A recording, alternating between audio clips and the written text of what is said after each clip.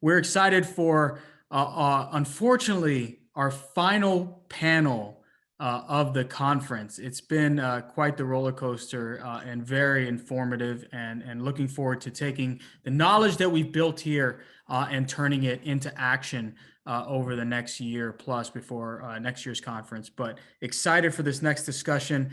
As I mentioned earlier, truly a close friend and partner, and just so happens to be my boss, the director of the Jack D. Gordon Institute for Public Policy and the moderator for our next discussion, Mr. Brian Fonseca.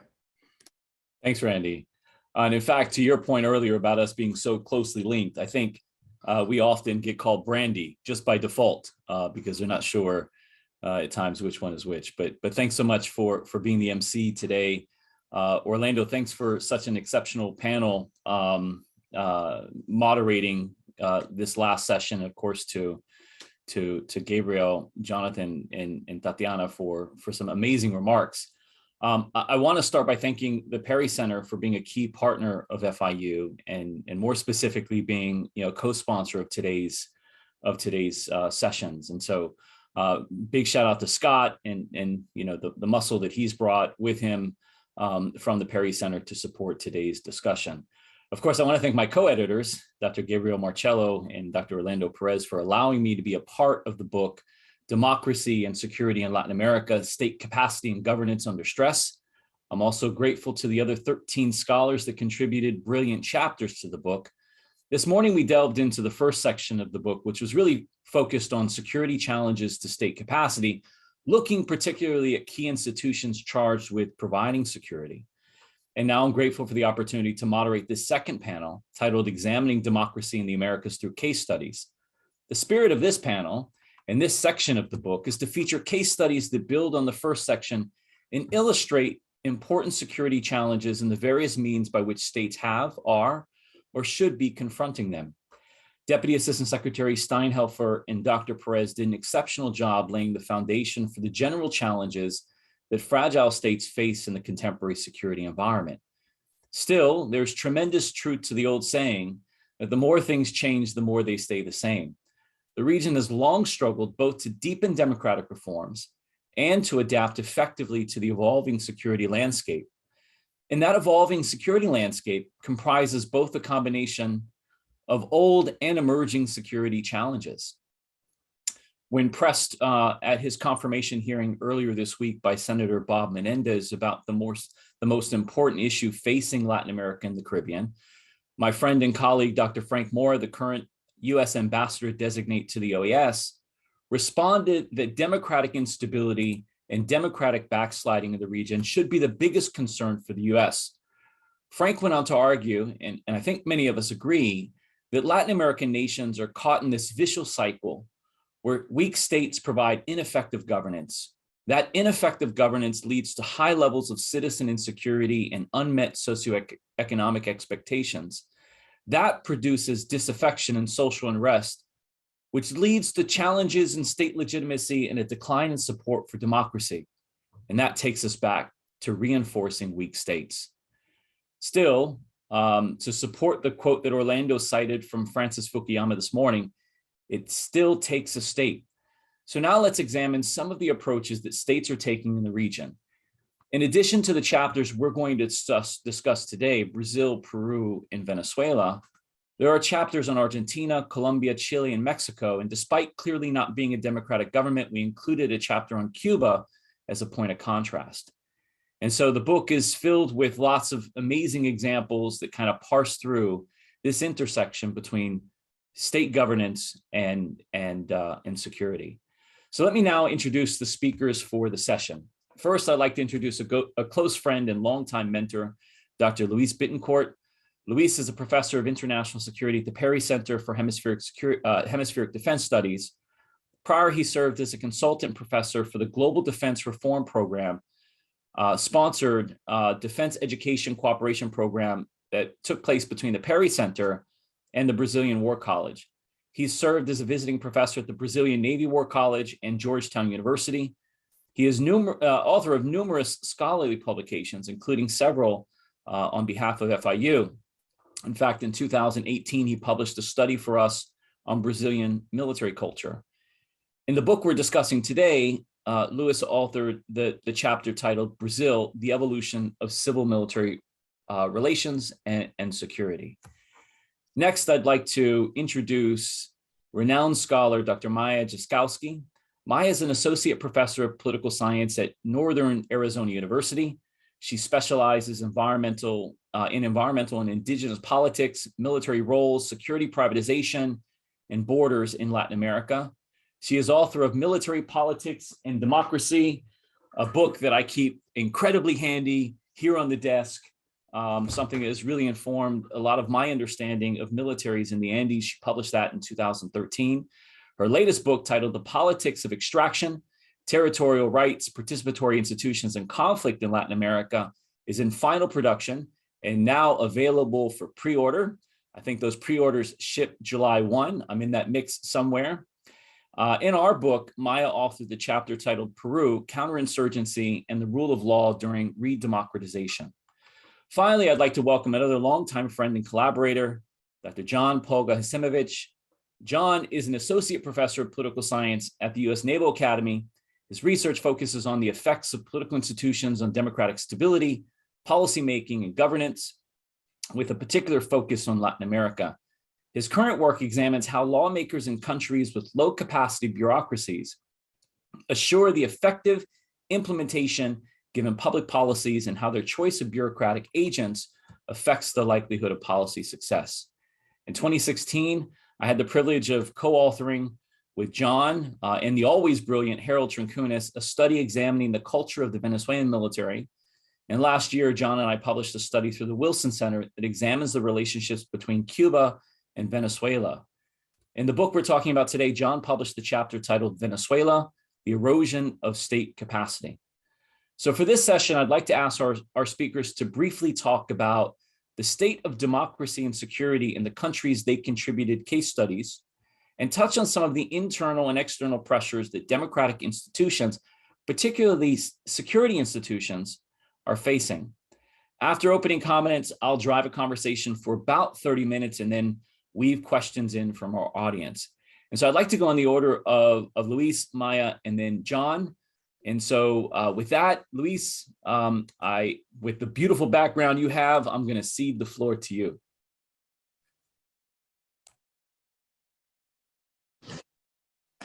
Hello. It's a pleasure for me to talk to you all. And the reason I choose this background here is because I am now at the Brazilian Escola Superior de Guerra, the War Superior School, which is truly the school forming the intellectual mindset of the Brazilian defense culture. So I thought, because I'm now in an event here, we have had a course here, would be a nice opportunity for me to speak from this background here, exactly because this is the topic of our conversation. So I believe the most interesting approach is for us to think about what it was and what it is and what about the future, putting together those themes of democracy, of defense, and how they interact, considering the main Brazilian challenges today. First thing, Brian, I would like to know if you are hearing well. Do you have a? Okay, good. And I understand that I have some minutes to do that, right?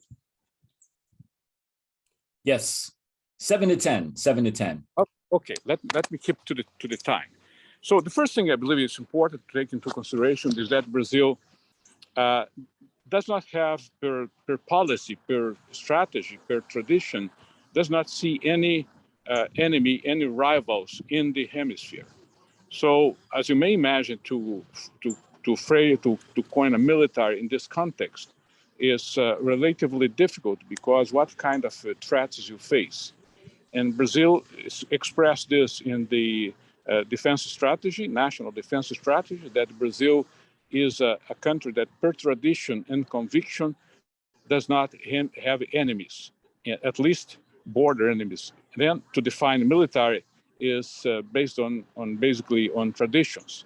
However, the other important point and variable that I think we should take into consideration is that the presence of the military as leaderships closer to the political government. And the last one was the intervention during 21 years between 1964 and 1985.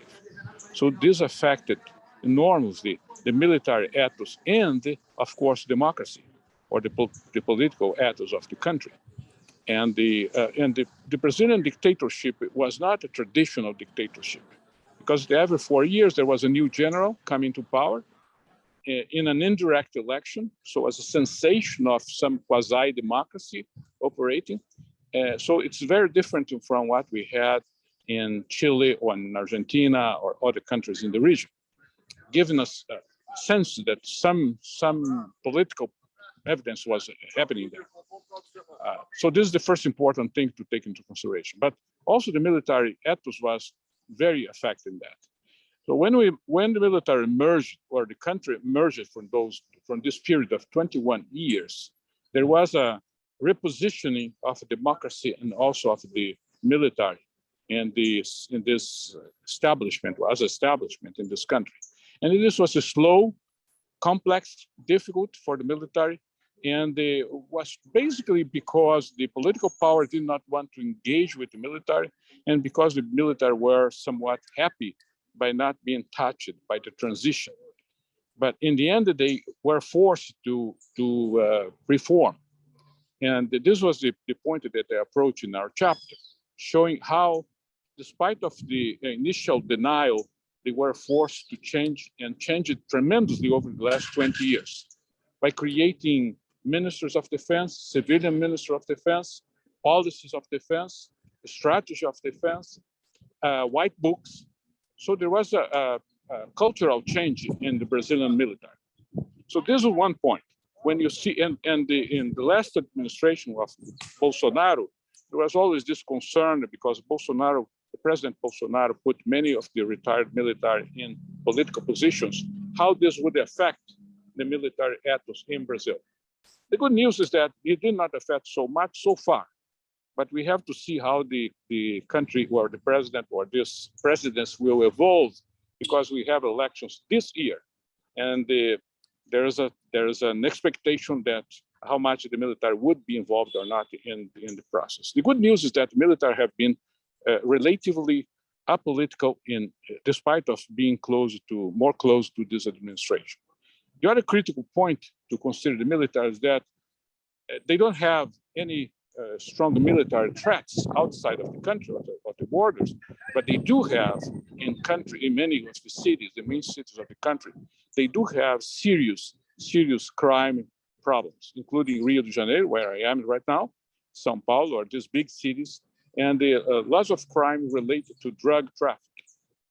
And this creates for some time the need of military intervention, because the police is also somewhat corrupt, somewhat incompetent, somewhat feels lack of equipment. And so we did have an intervention 2 years ago by the military during 1 year, but this was strictly according to the Constitution. In the Constitution, there's an unauthorization that the military can, if called by the state, they can intervene to help the police, and for a specific period of 1 year. So this was what happened. And what the military did in this intervention was basic to buy equipment for the police. So they did not address the root causes of the crime. So the root causes are here, the crime continues to be here. The police is now better equipped, but this does not mean that it's resolving the crime. So the looming issue behind the role of the military here is that how much the military should be engaged. But I must say that the military has been very proud of their traditional roles. And they understood well that one thing is what justified the existence of the military, the traditional mission related to sovereignty. The other thing is whatever they can do because they have this military. So I stop here, Brian, and wait for the questions. Thank you. I also forgot to note in your biography that you're an exceptional artist. And so I'm going to point that out, not just because you have an amazing bow tie, but because you are truly an exceptional artist. All right. Thank you. Okay, Maiah, I'm going to turn the floor over to you. Thank you so much, Brian, and thank you for the nice introduction. This is such a lovely panel. So I'm going to try to stay on point. For this panel, I've been asked to speak about my chapter for the edited volume, but also discuss contemporary broad dynamics surrounding democracy and security in Peru. So I'm going to provide a very brief overview of the chapter, which really focuses on dynamics in the 2000s. But then I'll move on to the current state of democracy and security in the country and try to stay on time. So my chapter focuses on Peru in the context of re-democratization during the 2000s. And for those who know Peruvian politics or a bit about it, this is re-democratization from civilian authoritarian rule under President Fujimori. Peru hasn't actually had military rule since 1980, that transition. In any case, so I'm looking specifically in the 2000s and how it came to be that the army shirked or underperformed its counterinsurgency mission during much of this decade. And the chapter is an in-depth examination of Army behavior and beliefs based on interviews I carried out with 75 Peruvian Army officers of different ranks. And I emphasize the impact of earlier professional experiences of a particular officer cohort, specifically the senior officers who are running the Army in the 2000s. And I find that earlier experiences in previous decades led these officers to believe that the Army required substantial autonomy in order to carry out counterinsurgency. And in the newly democratic context in the 2000s, of course, military personnel would be held to standards with regard to human rights, civil rights. They were accountable to the civilian justice system. And in this context, with the particular experience of these officers in charge of the Army, they saw the counterinsurgency mission as impossible and contradictory, that they just simply couldn't do the work with these constraints. And so we see shirking, and specifically we see the Army investing in equipment for external defense, which wasn't salient at the time, and not investing in helicopters and other equipment they needed for counterinsurgency. We see them understaffing bases in insurgency zones, which prevented effective patrols. And then bases in insurgency zones were unresponsive to requests for help from the police or from civilians. And this is all in a context in which the Peruvian government wanted the Army to do more counterinsurgency. So that's the chapter, but I want to talk now more about contemporary dynamics, which have happened since I wrote my book and interviewed these officers. The theme of getting public security forces to do their work while also respecting basic civil and human rights. This is still relevant in Peru, perhaps especially in the last 5-6 years. And it's more salient really generally in Peru right now with regard to the police, the national police, and less so with the military. So I want to talk a little bit about political instability in Peru and protests and therefore the policing piece. During the 2000s and into the 2010s, Peru really stood out as a relative success case in the region in terms of political stability and also economic growth. This was a period of global booms in hydrocarbons and mining, really important sectors for the Peruvian economy. We also see stability in terms of policy direction. We see a continuity in a free market orientation, and Peru didn't see the rise of leftist presidents as Ecuador, Venezuela, and Bolivia did. So you see kind of stability across the board and growth. This is not to say that we're not political issues. Political parties in Peru have been famously weak. You see tensions between the executive and the legislature very, very frequently and ongoing. And unpopular presidents were elected through runoff elections and the Peruvian runoff system. Nonetheless, democratic institutions function in many ways. But this changes starting in the second half of the 2010s. We observe all three branches of the government embroiled in corruption scandals, the weakening of already weak political parties and movements. We see a fracturing and polarization within the electorate, episodes of large-scale protests that bring police repression and deaths, and actual instability in the presidency. So what happened in the late 2010s that triggers this real crisis in institutions? It really begins with a major corruption scandal beginning in 2016 Odebrecht, a Brazilian construction firm, had been paying off public officials across the region in exchange for public contracts. In Peru, many high-level officials were implicated, including a long string of presidents and former presidents. This was just one of many corruption scandals that hit Peru, but it was really the first one that started this spiral in the weakening of institutions. As a result of various corruption scandals, we see 3 extra presidents serve in Peru between 2018 and 2021. One resigns among the Odebrecht and a vote buying scandal. The next wants to address corruption, and the legislature doesn't like that and removes it. This triggers massive protests across the country and the resignation of the interim president. And finally, another interim president lasted until the 2021 election in April, which did take place as scheduled in accordance with the Constitution. So where are we now in Peru with democracy? And I'm hoping I can say a bit about security. The 2021 elections took place. The votes were split across 19 candidates. The 2 top candidates won only 33% of the vote together. It went to a runoff. A far left candidate won that runoff last June, and against a far right runoff candidate. Both of these with kind of loose, at best, movements, party type organizations. The far right candidate challenges the election, and this was reminiscent of Trump's challenging of the 2020 US presidential election. And that's how it was treated in the press very much, very much. And the election had been very close. The far left had won. It was contested, and then it held. The kind of, it was challenged but held. So now we have a self-described socialist in office in Peru since last July. But in practice, he actually hasn't shown consistency in any policy direction. This is President Castillo, and he's already changed his cabinet multiple times. So, and we also have, great instability in policy and unclear direction. He's a former teacher and union member, less political experience, we can definitely say. And great political instability also in Peru under Castillo. Recently, in recent months, massive national strikes over the rises in fuel prices. And this rise in prices is linked to the war in Ukraine. And the government has responded with states of emergency, relying on the police. So we're in a real crisis situation in Peru. And this is a change. These last several years mark a real change in the trajectory of the country.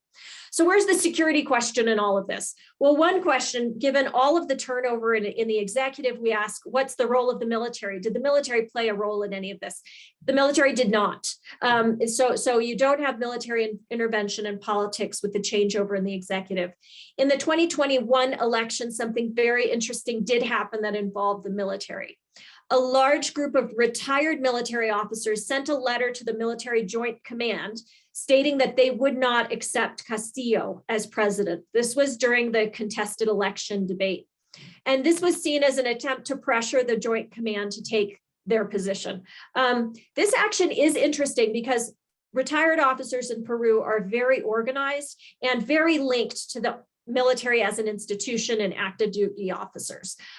However, this didn't go further. So it stopped at this letter, and we don't see military intervention in politics right now.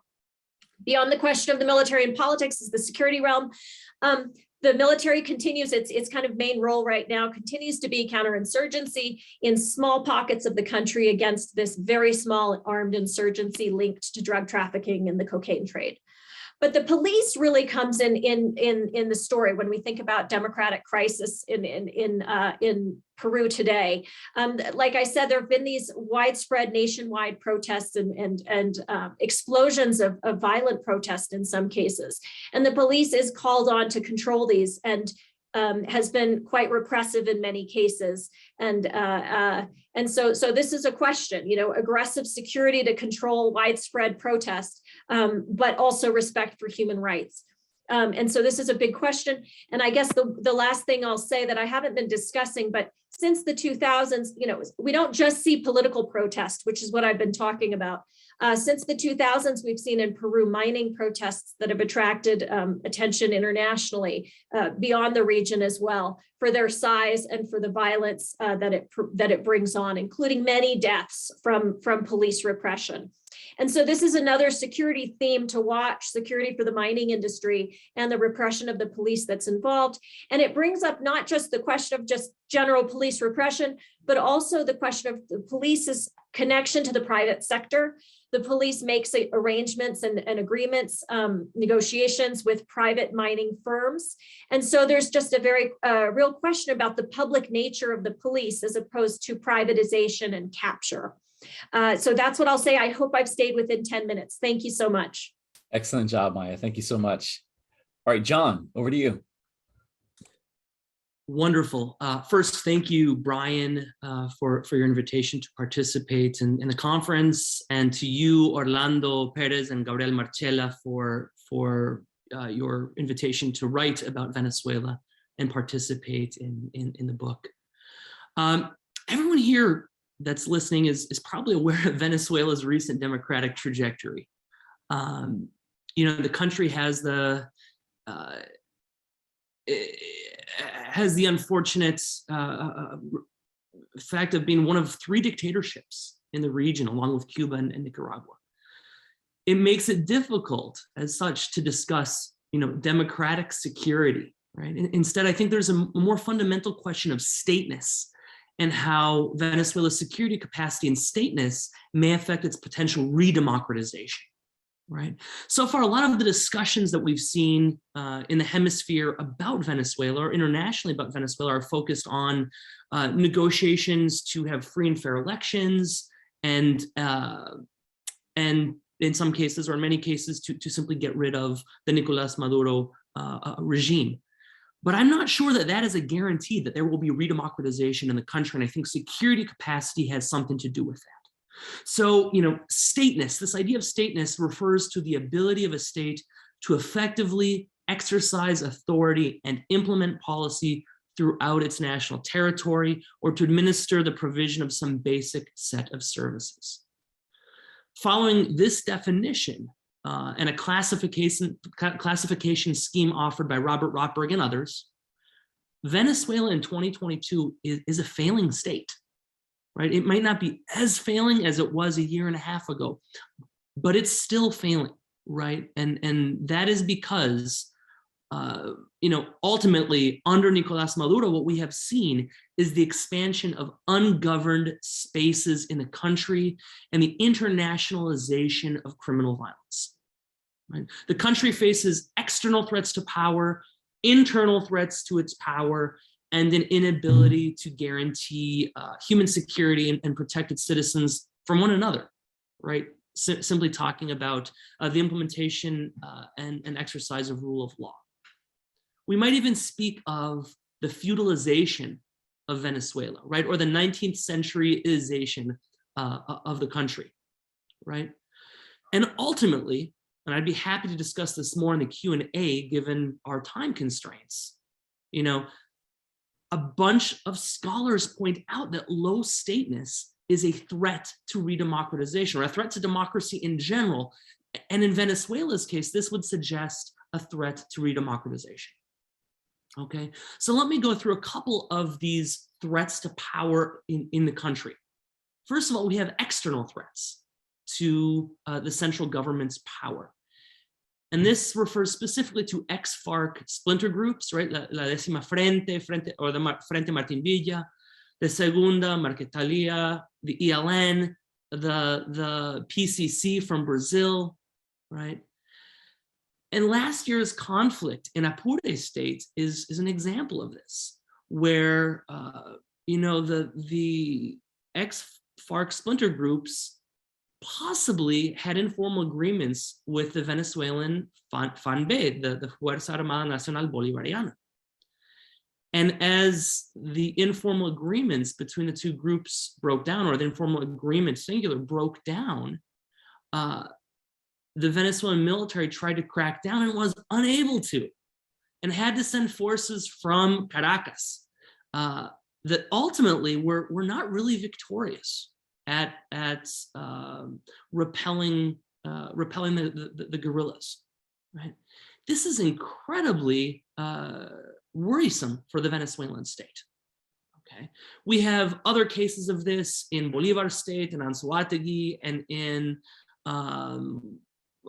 all sorts of parts of the country, especially in southern and eastern Venezuela, where illegal mining operations for gold are taking place. We have other examples of this, of external guerrillas and external forces coming in via, the very porous border that Venezuela has been unable to control for not just 5 years or 10 years, but 30 or 40 or longer, right? Coming over from Colombia to Zulia State, Táchira State, Apure, etc.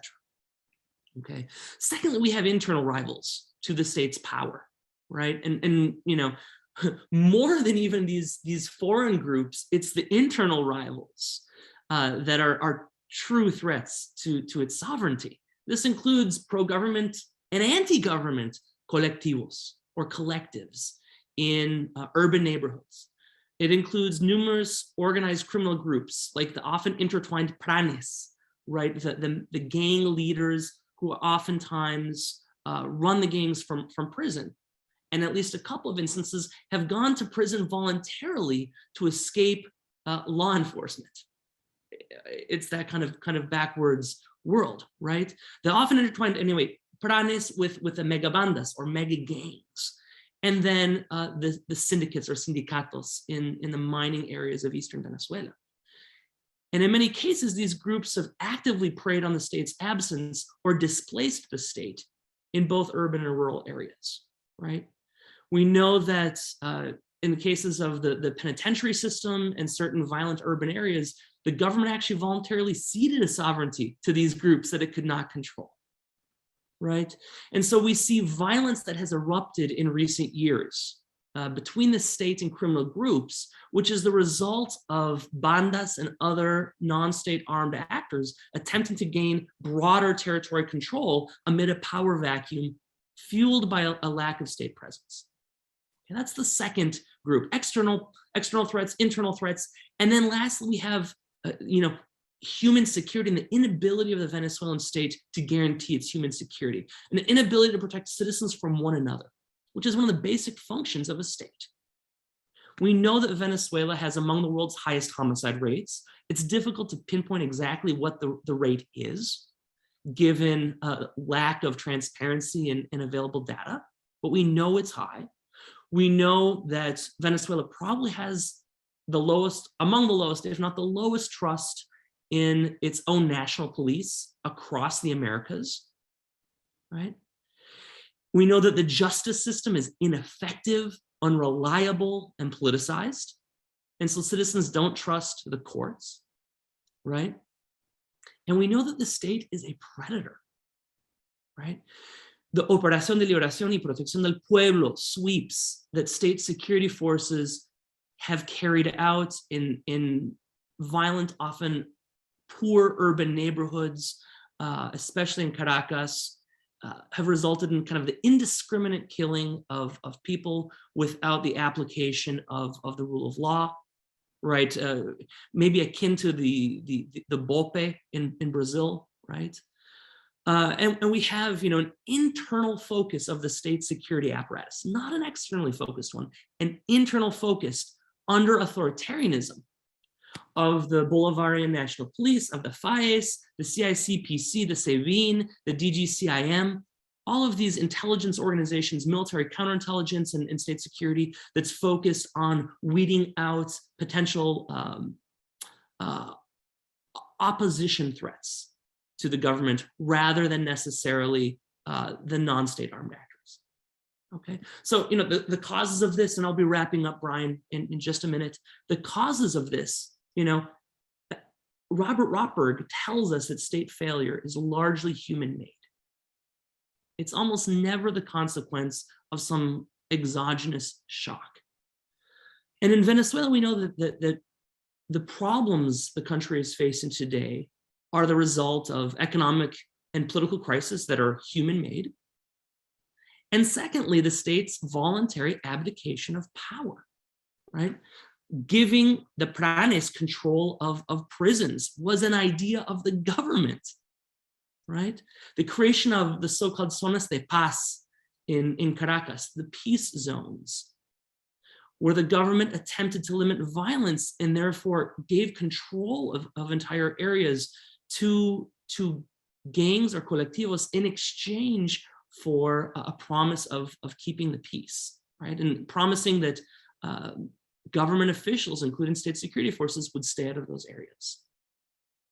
And then in rural Venezuela, the unfortunate symbiotic relationship that we see between criminal groups and the national armed force, right, the FANBE, and the state. And this dates back years to at least, the Chavez administration and before, through the so-called Cartel de los Soles, right, the Cartel of the Suns, drug trafficking via members of the military, the National Guard and the Army especially, but continues today with the relationship between these armed groups, like the guerrillas and sindicatos and the state, in terms of illegal mining and contraband activities. The consequences are really dire, right? Obviously, these pose threats to the security of the country and to national defense. And street crime and organized crime are threats to every Venezuelan living in the country. These also pose threats to regional security in terms of the Colombian peace process, the regionalization of the Colombian conflict. Right? Venezuela serving as a safe haven for non-demobilized guerrillas. We see the transnationalization of criminal violence, Venezuela turning into a hub of criminal violence in South America. And then as I opened, this talk with, ultimately, all of this poses a threat to re-democratization. Following the so-called no state, no democracy proposition. That trying to re-democratize a country is hard enough without encountering problems of state presence across the national territory. Okay. Again, I'd be happy to talk about this, but I think that any approach to re-democratization in Venezuela has to take into account not just the intricacies of political negotiation, but also what to do with the state security apparatus and how to ensure citizen security and regaining state control of its territory. Thank you. Thanks, John. John, I'm going to come back to that in the round of questions, because I think how you laid out sort of the implications of low stateness on democratization, I think is brilliant. And particularly in the case of Venezuela, where earlier this week, we certainly had news break from the Biden administration that negotiations in Mexico were back on, that U.S. had some at least plan to begin allowing American private sector to engage in the oil sector in Venezuela, despite the fact that sanctions are in place, but there may be a pathway to removing sectoral sanctions. So I'm going to come back to that in a moment. I want to go back to Luis at the very beginning. And by the way, I just want to point out, Luis, your background, I think, is making probably most of us very jealous, because it seems like a beautiful day down there in Brazil. In just a few minutes ago, I saw the ocean in the background. And immediately I questioned why I was here and not there with you. But let me come back to you. I mean, your chapter did an excellent job at sort of laying out, the historical context in which the Brazilian, military has had a long history in influencing domestic politics, right? And certainly, the famed national security doctrine that came out of the War College I believe in the 60s, that sort of advocated that the military certainly has an important role in governing during transitory periods to reinforce institutions because of its control over the state. But you also go into talking about how that separation occurred over time, in which there became greater autonomy between sort of state and the military institution in its subordination to the state. So I'm going to come back to that for a few minutes. If you can elaborate a little bit more on sort of the state of that today, A lot of observers were very concerned about some of the rhetoric coming from Bolsonaro, that there might be a reassertion of the military in domestic politics in Brazil. And I think, by the way, that's a theme that we can talk about in all of these chapters and many more, because there's certainly been pressures on the military to sort of step in. Democratic leaders are asking security forces to help reinforce their respective tenure in office, largely because they're unable to satisfy a lot of the socioeconomic and security demands of citizens. But you wrote something in the chapter that said the Bolsonaro administration's initial response to the COVID-19 crisis, including resorting to the military to organize a crisis cabinet, revealed a strong dependency of the Bolsonaro government on the military, particularly during times of crisis. You write that, though, in a broader context, that there seems to be still some separation, significant separation, that the military is not as powerful and as influenced in domestic politics, but yet it is the resort of the civilian government in times of crisis. Can you elaborate a little bit on that in the Brazilian context?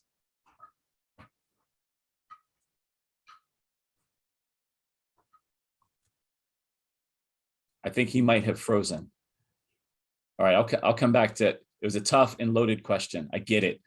So we'll come back to it. So Maiah, let me switch to you, and then I'll weave Luis back in when he reestablishes connection. But okay, in your chapter, I think you brilliantly laid out the dynamic of insurgency in the context of sort of shaping security institutions, and particularly shaping security institutions in the relationship to the state. One of the things I think you point out is that there is a split between sort of how the old guard sees the concept of counterinsurgency and how junior military officers have a slightly different take on some of the contradictions that older military professionals saw in the counterinsurgency context. Can you elaborate a little bit on that? And what does that mean for the future of the institution in the counterinsurgency context? Sure, thank you.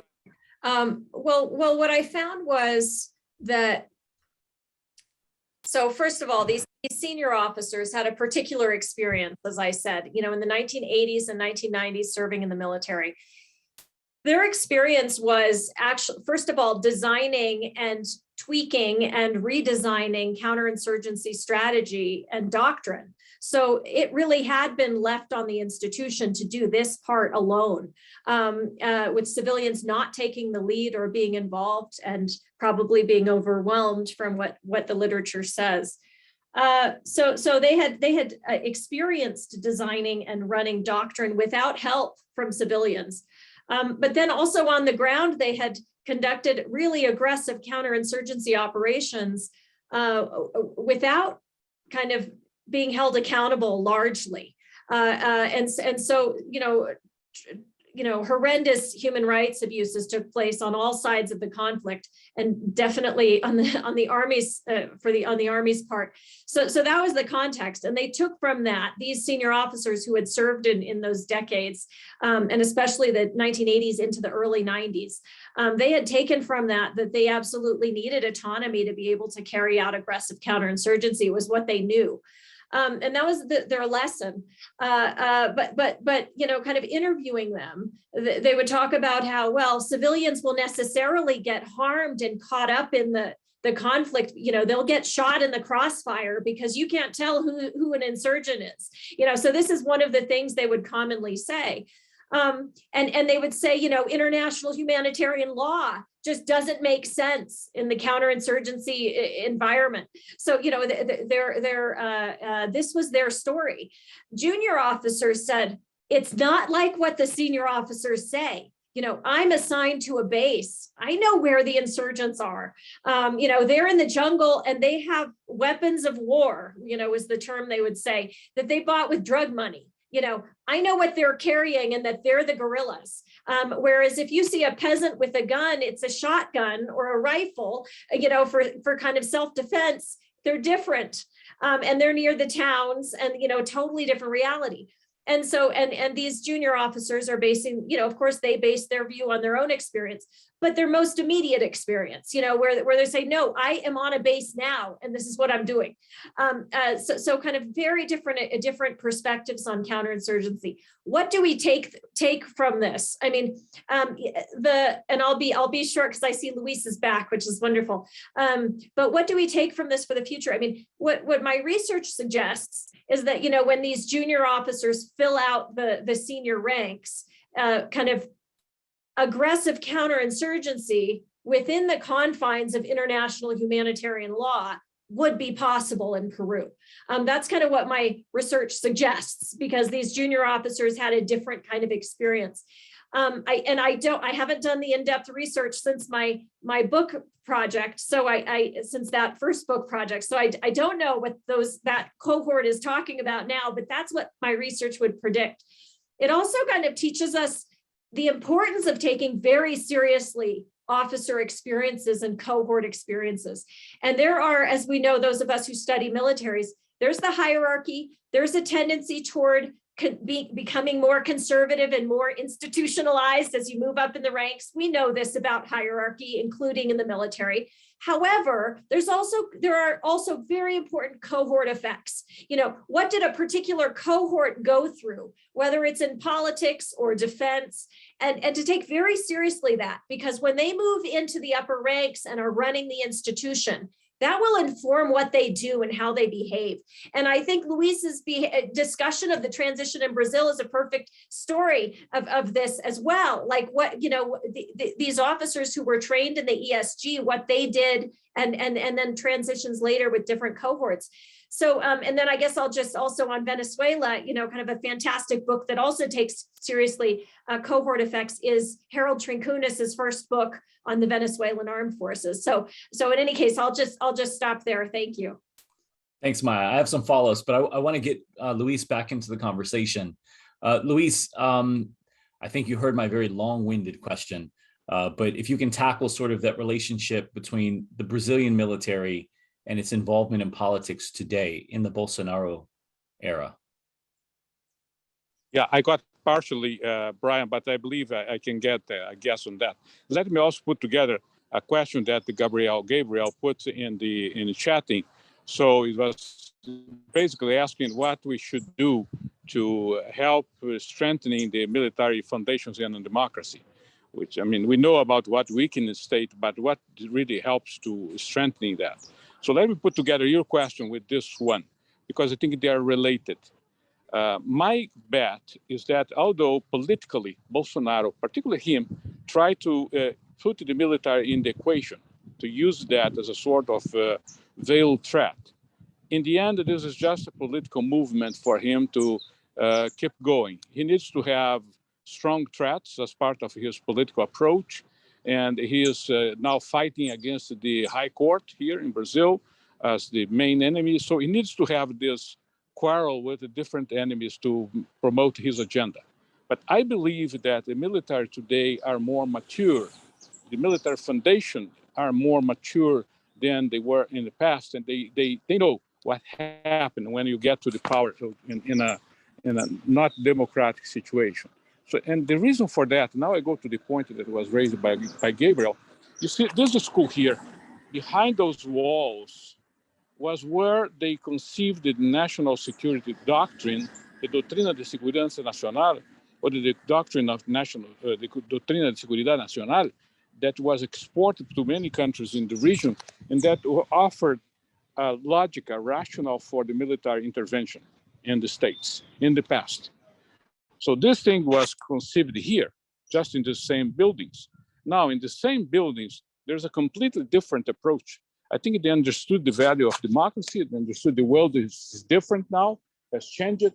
And the main reason to strengthening the state, to respond to Gabriel, has been two, actually. First, the leadership. And the leadership was initially in the strange side, was a serendipitous. When Fernando Collor de Mello came into the power, he dismantled all the military leadership structure. And then he forced the military to rethink their model. He basically forced that because they were in the defensive trying to rethink. So this was the National Security Council was dismantled. So the entire leadership for the three force was dismantled by Collor.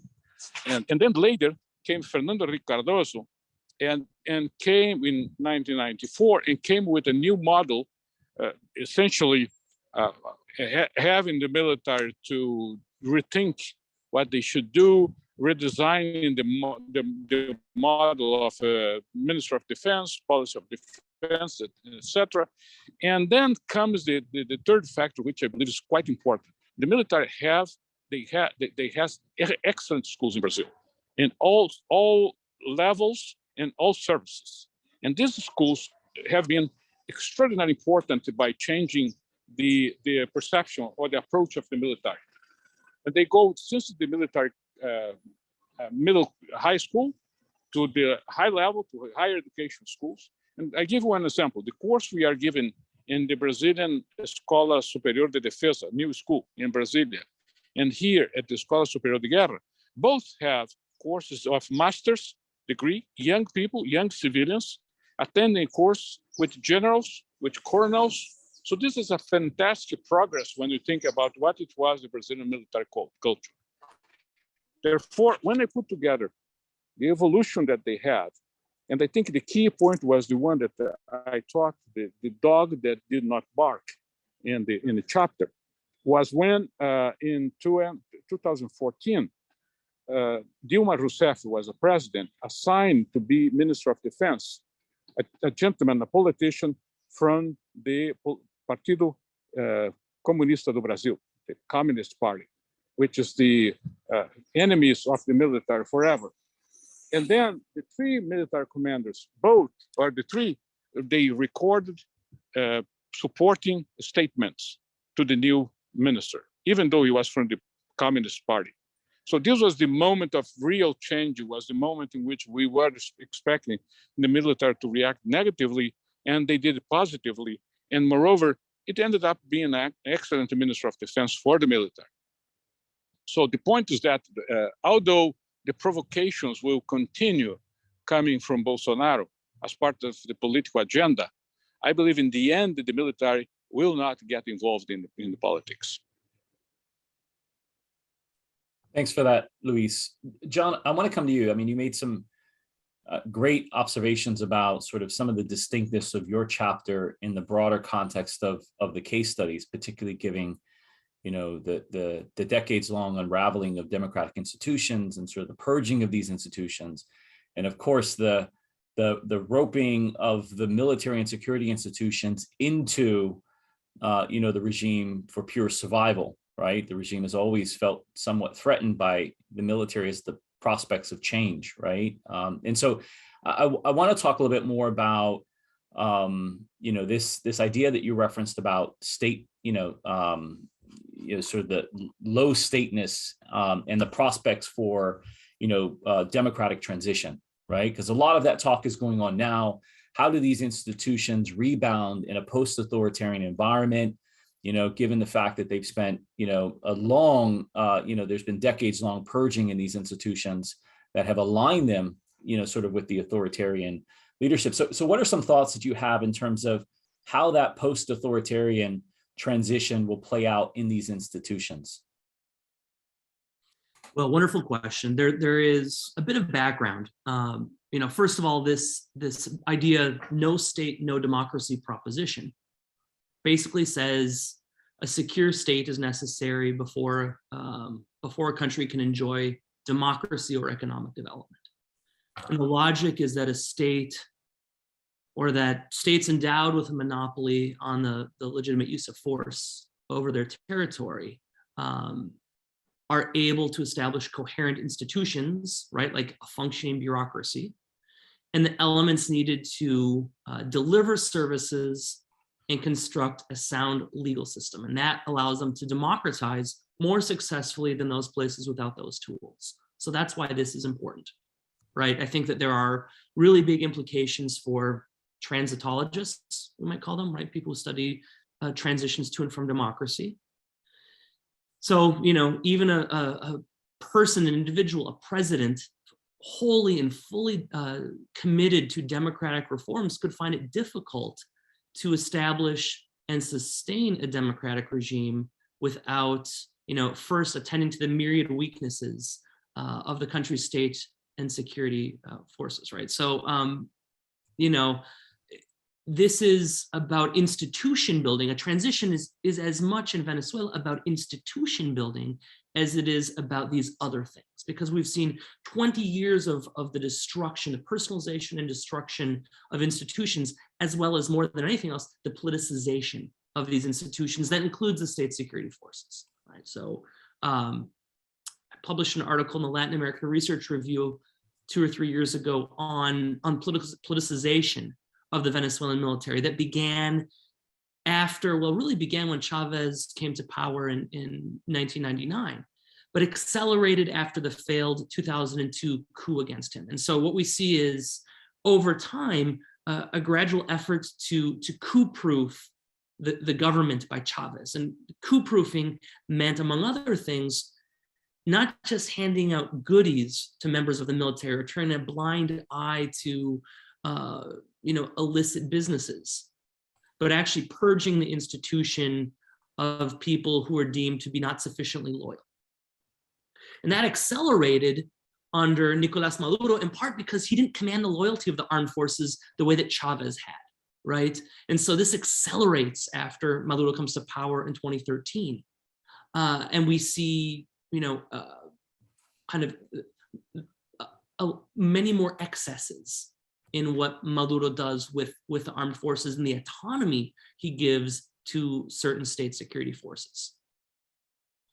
So part of the question for people at the negotiating table, and I don't think that this is one of the main points of discussion, but it sure should be, is how do you, first of all, maintain the state security apparatus? Because you can't re-democratize without a military, and you can't re-democratize without a national police force, and you can't re-democratize without, intelligence. Raúl Alfonsín did this in Argentina and had to struggle with the tension of maintaining people who had committed human rights abuses, right? Or getting rid of them, purging them entirely, and facing being overthrown in a coup, right? Declassified CIA documents show this struggle that was going on in Argentina in 1983. And I think that this is something that all democratic transitions, or all presidents of democratic transitions, have to grapple with. Maybe, Maiah might have insights from the Peruvian case about this, or Luis from Brazil. Regardless, if you have to maintain these state security forces, then the question becomes, what's the give and take between maintaining them, removing or purging some members, or what amnesty do you give, or what protections do you endow on these institutions and give to individuals, and at what expense in the trust of the population? How do you professionalize and depoliticize these institutions? And I don't have an easy answer for you. If I had an easy answer, then I should probably be somewhere else today and charging a lot of money to give those answers. Or I should be at a negotiating table probably if I had those answers. They're not easy. And so I think you have to take into account the constellation of forces that are going to be pulling in multiple ways as you examine how to maintain, professionalize, and depoliticize state security forces all at the same time. Thanks, John. I just want to, since I have you on record, you're not charging us for this, right? I just want to be clear on that, because that's kind of what I heard. You're not paying? But well, you said we're not charged. Okay, I guess we can't take that up here. No, we were not paying. But thank you for the offer to still provide some definite contributions. And I think, again, to your point, that I think is going to be an incredibly important question and conversation going forward, as sort of we grapple with still countries in this hemisphere that remain sort of entrenched in authoritarian behavior. And so I don't expect that question to go away anytime soon. So we got a lot of questions coming in the chat, or a few rather, and I promised the conference leadership that I will do all in my power to weave every single question in, because those folks had the interest to be here and put the effort in asking, and so I want to make sure that's in the dialogue. And if there's time left over, I'll cover some other questions that I had. But the first question comes from Naval, who, from what I capture from his conversation, it's really a question about, building a broader coalition of security collaboration across, the hemisphere. He references, sort of this idea of, kind of redefining a broader regional or continental vision with respect to building agreements around national security or broader, hemispheric security. And then I think he references sort of the Northern Triangle as a space where there could be, a collaborative security environment.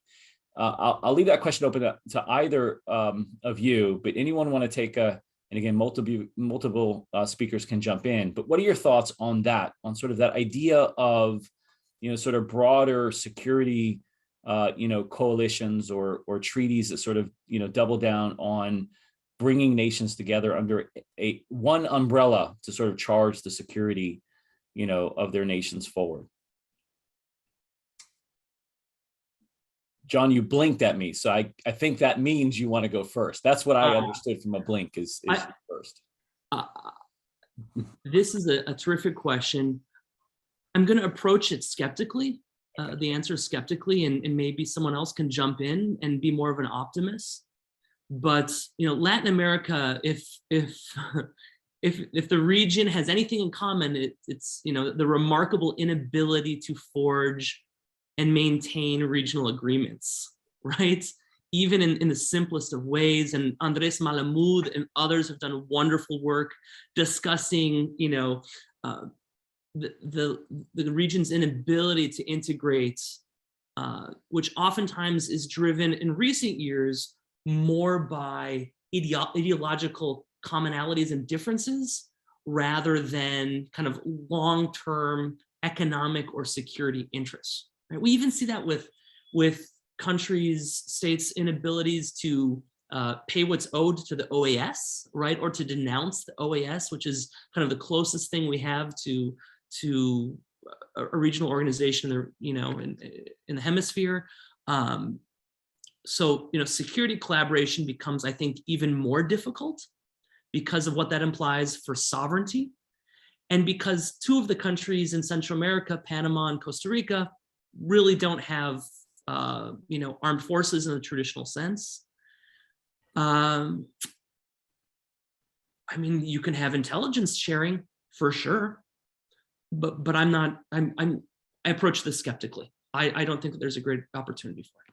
So, I mean, to your point, Maiah, I'm going to ask you about sort of the Andean, to John's point, there still remains tremendous distrust among security forces across the region. And I think that undermines truly how far we could get in terms of building something, far more collaborative than sort of rhetoric and maybe, some information sharing. But you take the case of Peru and Chile, right? Sort of an antagonistic relationship that goes back centuries.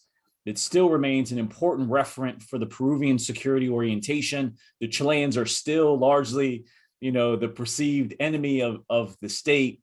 And so trying to get the Chileans and the Peruvians to collaborate on mutual security issues might be a bit more challenging. I remember the video that leaked a few years ago of I think it was the Peruvian battalion marching the streets, essentially using some vulgarities and referencing Chile as a means of esprit de corps, as a means of kind of building, motivation in that long run that they were taking. But what do you think about sort of John's pessimism around, Chile, Peru, Bolivia, Peru, Ecuador? How difficult is that to achieve? I think a true regional cohesion, very challenging. Sub-regional cohesion, very challenging. I mean, in the Andes, we have, Bolivia, Chile, no. Peru, Ecuador, very important, peace agreement and established peace and borders, but like true collaboration on security, also challenging. And as you say, Peru, Chile, no. Venezuela, Colombia, So, it kind of hugely challenging, and I'll agree. I will say, however, kind of in recent decades, where have we seen really big progress in terms of regional collaboration, cooperation, blocks, really interesting when Brazil was, kind of the left and the kind of new left or the old new left in Latin America, with Brazil as a big power, regional power, global power, rising global power at the time, served as a really important hub and anchoring point for all kinds of lefts in the region. And that was something very real. People can remind me of exactly when that started, but I believe it was, I recall a visit by Hillary Clinton when she was,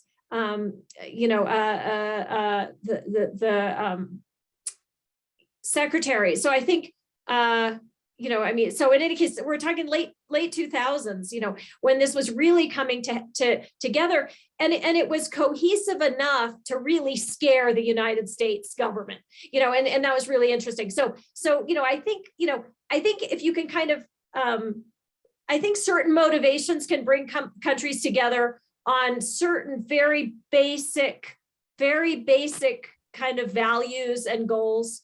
But anyway, I guess those are the pieces I can say. Very challenging, but perhaps, we have seen some regional developments in recent decades. Good. I'm not going to ask Luis, because you're a glass half full kind of guy to begin with, but I won't probe you on sort of the ability to bring the Brazilians and the Argentines together under one tent for security, because I do want to get to some other questions. But Luis, I'll toss the next question. Maybe you can lead in on the next question, unless you have something you have to say in this part. No, just one thing, Brian, that I believe is interesting. I am with Maiah and John on that. What really justifies one agreement between countries, particularly defense agreements, is when you have a common enemy. There's no vision of a common enemy in this region, so this is a critical problem. What we had was this initiative of UNASUR. You remember the concept of Defensa del Sur, that was an initiative of Jobim, the Minister of Defense of Brazil, was short-lived because, as Maiah notes, it was heavily tainted by ideology. There was no reason important behind that. The other thing in Brazil that I noticed is that now, as part of the evolution, all the services, the three services have their specific strategic plans. Though they are happy with the way they're evolving, they have a vision of the future. So they are not tempted by trying to get agreements or things. They have been very active in multilateral organizations, such as the Inter-American Joint in Washington, D.C. So they have been very active and player in that. But I don't see any prospects or interest now in the current administration to think about any regional arrangement. I'll stop here. Thanks, Luis. Okay, so I'm going to ask three questions at once, and I'll direct them to each of you. So Maiah, for you, there was a question about how to strengthen military-civilian relations when there's a failed or criminalized state. There should be more citizen participation and take strong action to lay the foundation of dialogue. And while that might be a question for Venezuela, I'd like to get your thoughts on that, Maiah, about the civil military relations in failed or criminalized states or fragile states, given that's been part of the term we've used today. Luis, there was a question from Pedro about how you would compare the militarization of public safety in Mexico and Brazil. And we saw in 2006, a real surge in Mexico in terms of, attacking sort of criminality and corruption and engaging the military heavily in domestic security. So I'd like your thoughts on that. And then a question from Brian for John. Can you re-democratize without a military in Latin America? Look at Costa Rica. Why can't Venezuela do this? Where is Latin America in terms of requiring a military?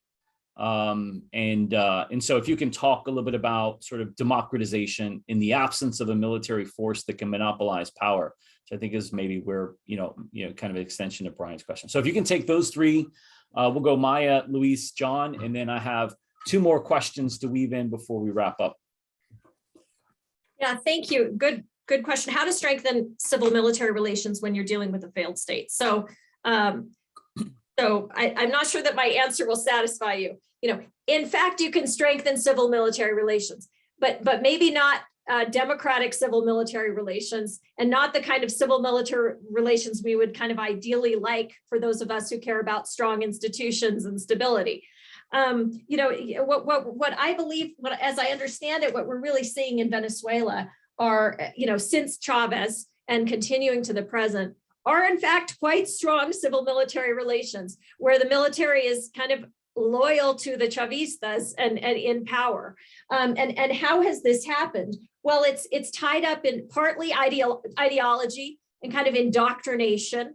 So you're talking about a highly politicized military that is very loyal to its leaders who ascribe to the same ideology that they've been feeding them.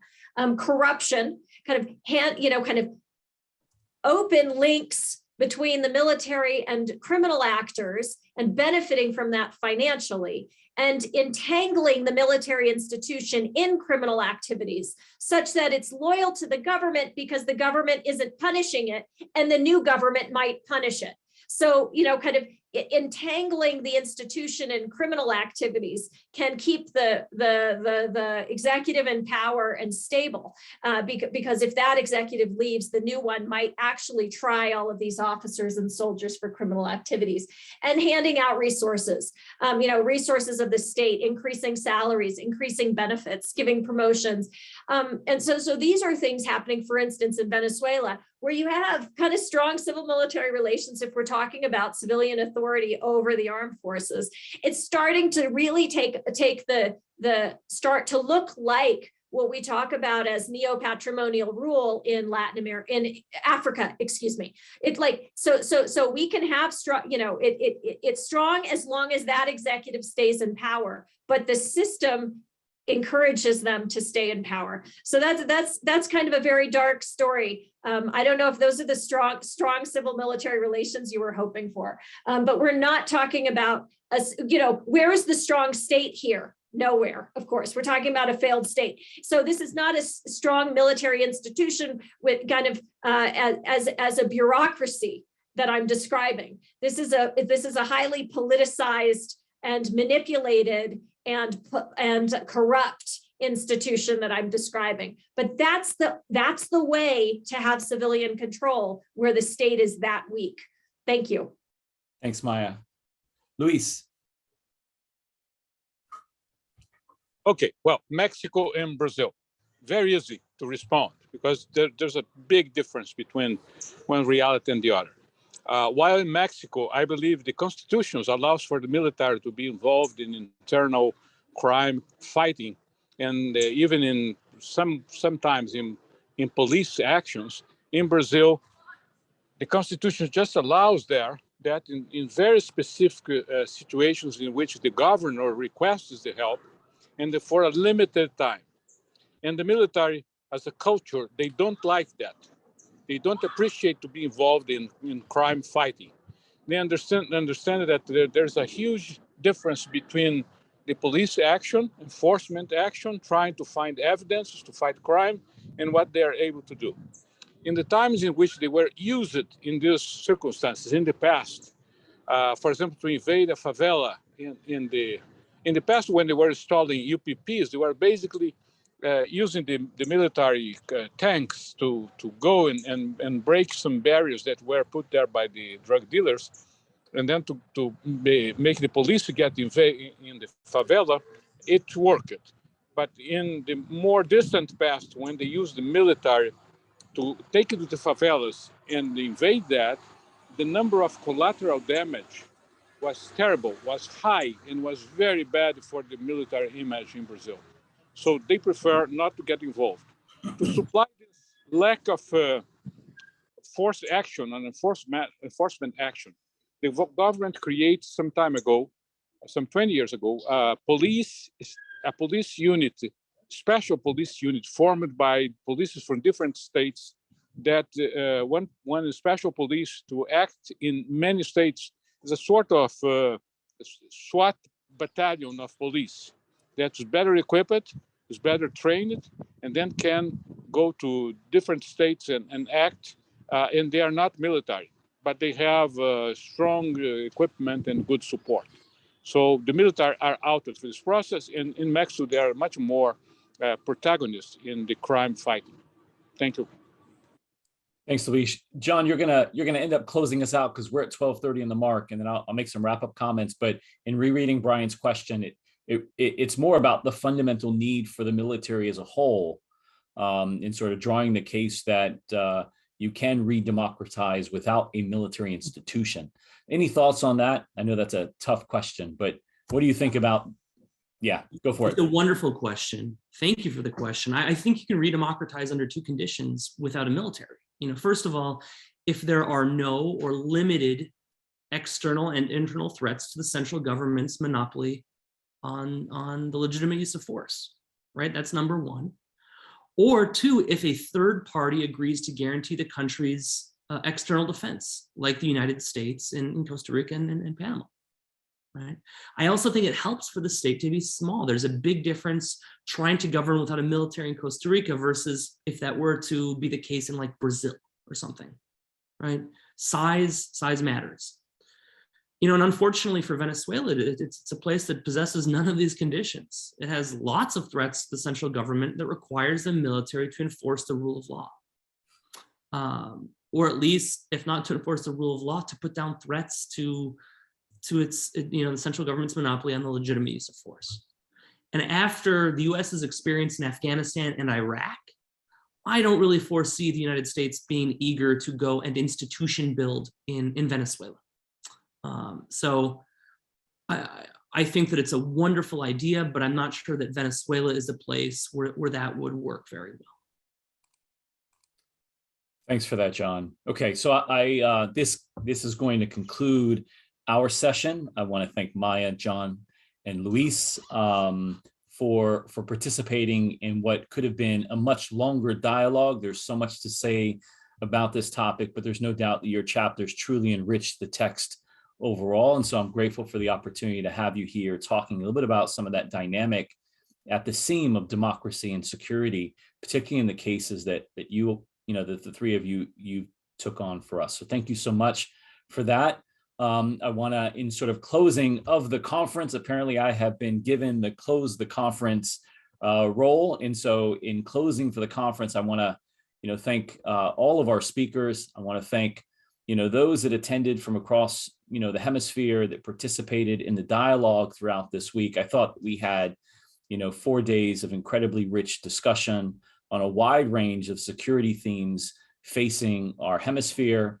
I definitely have to give a shout out to the teams at the Gordon Institute, as well as the Kimberly Green Latin American and Caribbean Center for stepping up in the university to take on, putting together the 7th edition of this conference series. I want to thank the Perry Center for its partnership with us, U.S. Southern Command that's also contributed to the dialogue, Cyber in the College of Business for being a part of this as well. I mean, there's so many to think, and I can go on and on and on, but those are the institutions that certainly come to mind. I'd be remiss if I didn't point out the brilliant emceeing of Randy Pistana, or better known as both of us as Brandy.